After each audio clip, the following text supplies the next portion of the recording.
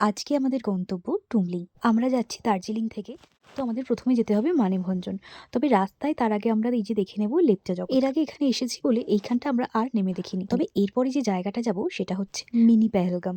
আমার সেই প্রিয় জায়গা মাঝিধুরা। আপনারাও দার্জিলিং থেকে একটা দিন এখানে গিয়ে স্টেও করতে পারেন, আর তা না হলে এমনি ঘুরেও চলে আসতে পারেন। এটা কিন্তু ভীষণ সুন্দর লাগবে। আমরা যখন ২ বছর আগে এখানে গিয়েছিলাম তখনও পর্যন্ত এই জায়গাটা অতটাও পপুলার হয়নি। তবে এখন গিয়ে দেখলাম কিন্তু অনেকজনই লোক আছে। তবে একটা জিনিস বলে রাখি, যদি বৃষ্টি হয় তাহলে কিন্তু জোঁক ধরার একটা সম্ভাবনা থেকেই যায়। এখানে কিন্তু প্রচুর জোঁক আছে। আর আজকেও কিন্তু একজনকে এখানে জোঁক ধরেছিল, তো সেই জন্য কিন্তু খুব সাবধানে। তো এরপরে আমরা চলে যাচ্ছি মানেভঞ্জন। ওখান থেকে আলাদা করে আমাদের গাড়ি নিতে হবে এবং পারমিট করাতে হবে। আর সেই গাড়ি নিয়ে যাবে আমাদের। পারমিটের জন্য আইডি কার্ডের জেরক্স লাগবে। এটা সান্দাকফু যাওয়ার পথে পড়ে, কিন্তু আমরা আজকে সান্দাকফু যাচ্ছি না, শুধুমাত্র টুমলিং থেকেই আবার ব্যাক করব। আর এই যে জায়গাটা দেখাচ্ছি, এখানে কিন্তু গাড়ির জন্য বুকিং করতে হয়।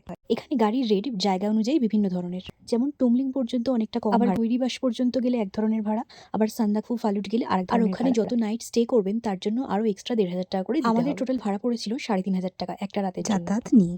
তো আমরা গাড়ি করে কিছুটা রাস্তা চলেও এসেছি। এই জায়গাটার নাম হচ্ছে চিত্রে, আর এখানে একটা মনিস্ট্রিও আছে। আর এই হচ্ছে সেই মনিস্ট্রি। আর এখানে যাওয়ার পথে এত সুন্দর সুন্দর ফুল গাছ আছে, এটা দেখেই চোখ জুড়িয়ে যাচ্ছিল। তবে মনিস্ট্রিটা এখন একটু বন্ধ আছে, এখানে এখন কাজ চলছে।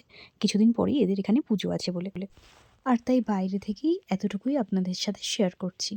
বাকিটা আসছে পরের পার্টে। টাটা।